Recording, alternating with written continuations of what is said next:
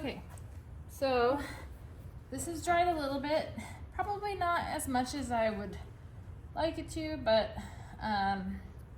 enough to make it a little bit more stable. So I'm going to use this as a banding wheel, and I'm just going to turn my project upside down and use this metal rib tool again to just smooth out that side, maybe smooth out this base a little bit.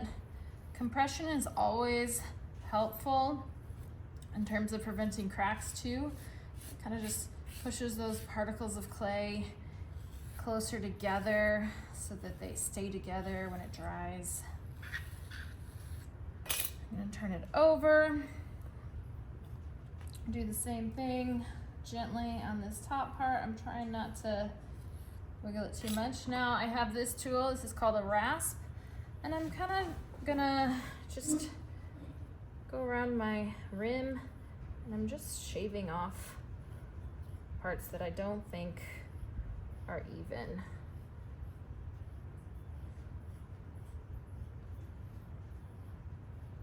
So this is a thick spot here, so just kind of like grating cheese, using this rasp tool to just shave off a little bit of that clay. This is a really helpful tool for cleaning things up, and that's why it's easier to wait too, and not worry about it not looking great while you're making it. So you can just use tools like that when it's a little drier. So I'm going back in because the cheese grater, the rasp tool always leaves some lines, so I want to make sure that I am getting rid of them. And then ideally this would be a little bit drier, but after that I'm going to use a damp or pretty much dry, but not too dry sponge. Maybe I'll do like this much water. Try really hard not to put a lot of water on your projects, especially when you're sponging it, because if you ever had like a puddle or something of water on your projects, it's just going to almost 100% cause a crack in it, especially if you have like a pool of water at the bottom. It's just gonna be like disintegrating the base. So just lightly, gently cleaning that up. And now I'm gonna turn it over, make sure there's no crumbs. And I'm ready to start putting my texture on. So I did some tests with some various tools, and I want you guys to think about line and pattern. Those are some elements and principles of art and design. But basically, and what you should do is you should try some out first. Like, so if you have some scrap clay, just make a clean surface to it. And be like, okay, what does this do? So each tool, makes a different mark depending on how you're holding it, right? So you can make a lot of different types.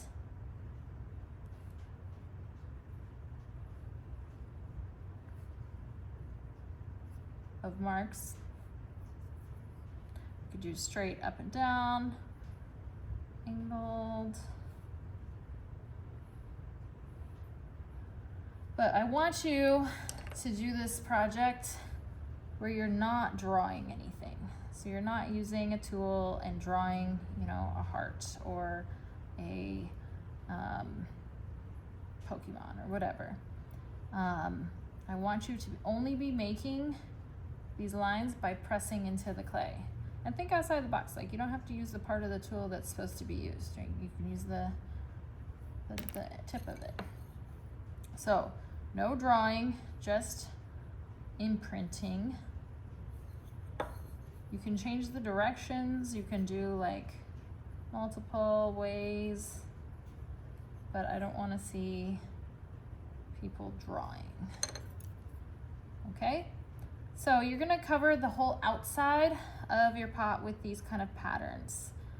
You can think about doing like alternating, like, you know, 3 straight lines and then 3 horizontal lines and then 3 vertical lines and then 3 horizontal lines and then 3, you know, make this kind of pattern. But I want you to fill the whole outside. We're gonna use a glaze that looks really good on textures. And after we glaze it, all of your lines will stand out. You should think about having a variety though. When we did this before, I had some problems with students just doing all really, really light texture, like this, like you can barely see it.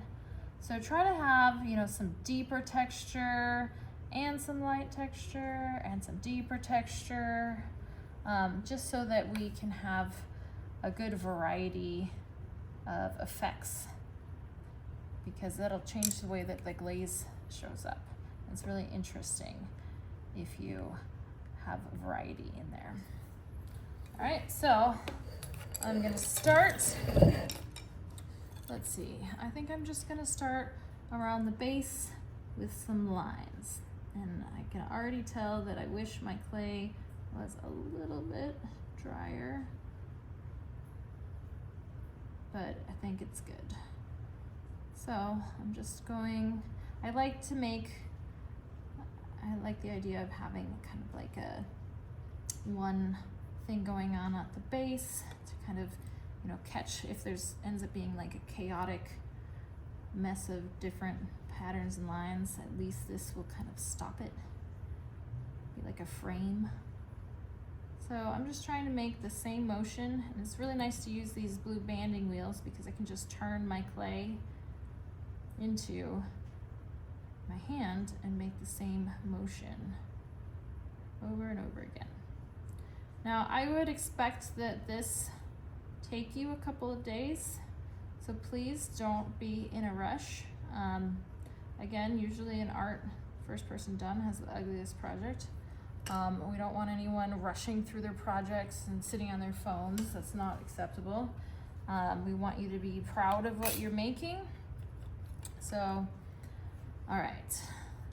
Now I'm gonna do a pattern. I'm gonna do this dot, and I think I'm just gonna leave some space and see what happens. So I'm just gonna do these dots.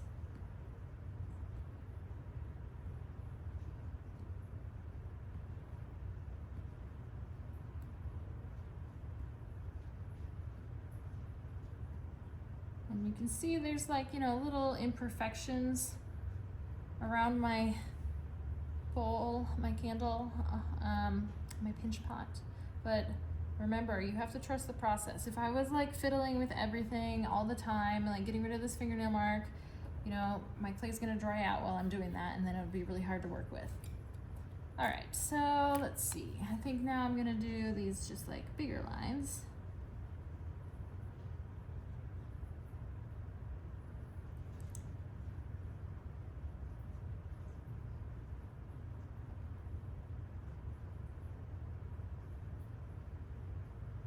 I didn't get like the same amount of pressure, so I went back and did it again. Clay is very forgiving. Like if you mess up, you can kind of usually wipe it back and fix it. Let's see.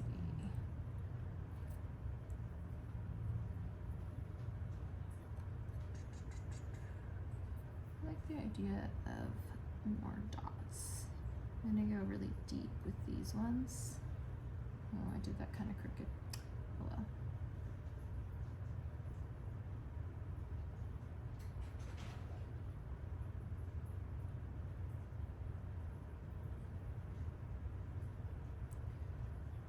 Now, it's probably a really good idea to use your sketchbooks and draw out your patterns first.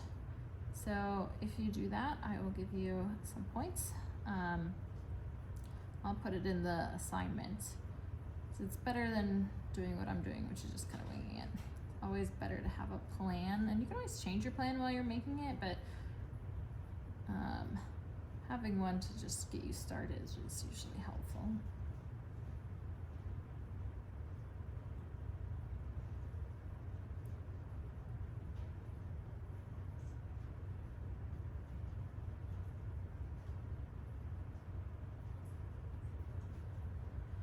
Alright, so they ended up pretty even.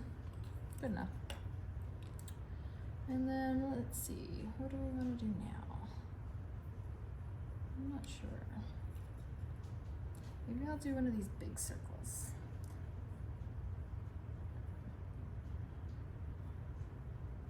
So you can tell my clay is a little bit less sturdy, so I'm holding it on the other side, so I have some leverage to kind of push against.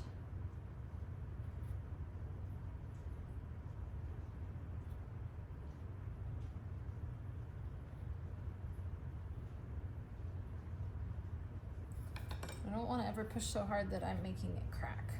All right, now I think it'll be easier if I do the top from this angle. You know, these are getting a little old. I just peeled off some of the covering with it. I think I'm gonna kind of end the top just like I started the bottom. So I'm just gonna make on the rim these little straight marks. I like this aesthetically. So I'm holding it stable on the rim. I'm always trying to brace it, right? Part of learning how to work with clay is, you know, how to touch it in a way that it does what you want it to instead of kind of just going crazy. And that does take a little bit of practice. So if when you're making this project, you just, you know, spend 1 or 2 days just kind of practicing making pinch pots because you can't get them completely even yet, that's totally fine. We're gonna spend, you know, at least a week working on these. I don't want anyone rushing them. I'm making it look fast, but I don't expect you to finish your texture in 1 day. I would be shocked if you did and probably think that you could do more. I want it to be intentional. I want you to be proud of it. These are gonna be really fun. We're gonna pour hot wax in it with a wick and make them into candles, and we have all sorts of different scents, like, you know, like lavender and vanilla and like weird ones like Fruit Loops and chocolate, and, you know, we got like cinnamon apple and plumeria and rose and lots of different scents. So then you can take them home and burn them. We did that last semester, and I think people pretty much liked that, so I'm gonna do that again. All right, so I like having this on the rim. To me, it kind of brings it into kind of a balance with the base. I think I want this at a tilt, so I'm gonna like be adding this so that I'm really careful and I'm not flattening it on one side. And this is not a wet sponge, so I'm not adding a lot of water to it. I think I'm gonna do this kind of diamond texture. Or I guess it ends up kind of like a triangle. I'm gonna do that to the top of all of my circles.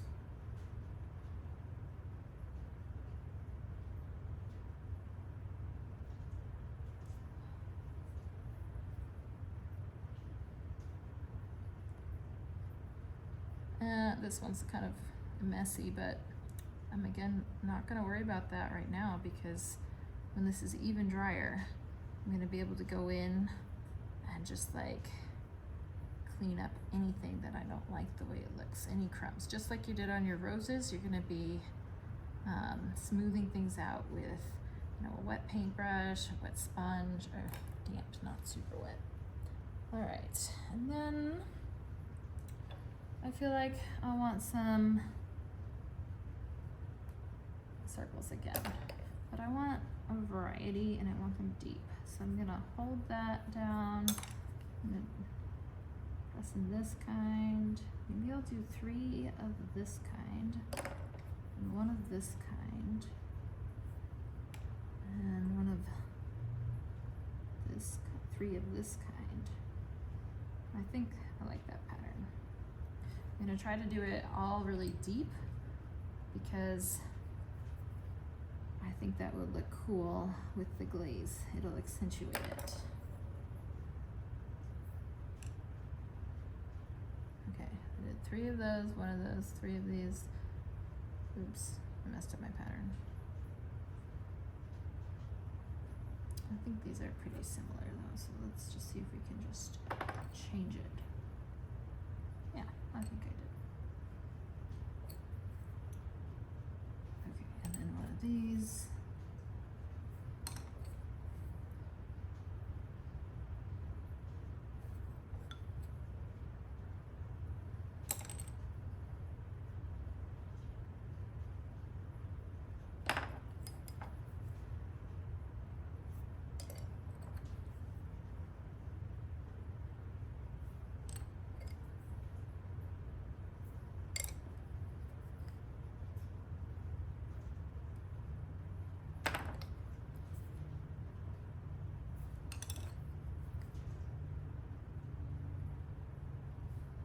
So we're not bothering with putting any texture on the inside because we're gonna be filling that up with wax, so you're not gonna see it anyway.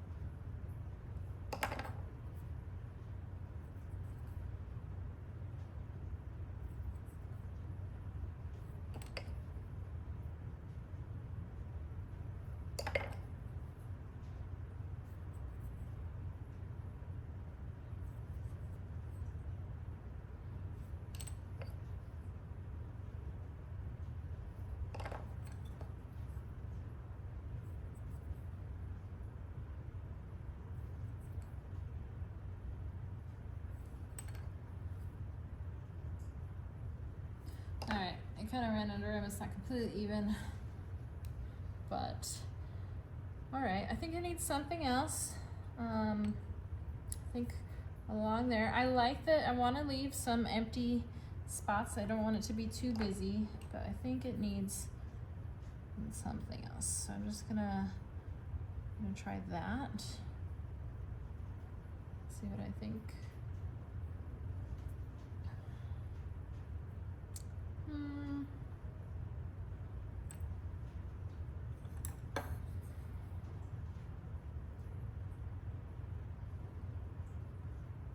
It's a little bit busy, but I think I'll do that. I'll make these X's in between each. And they're a little bit light, so maybe it won't look too busy.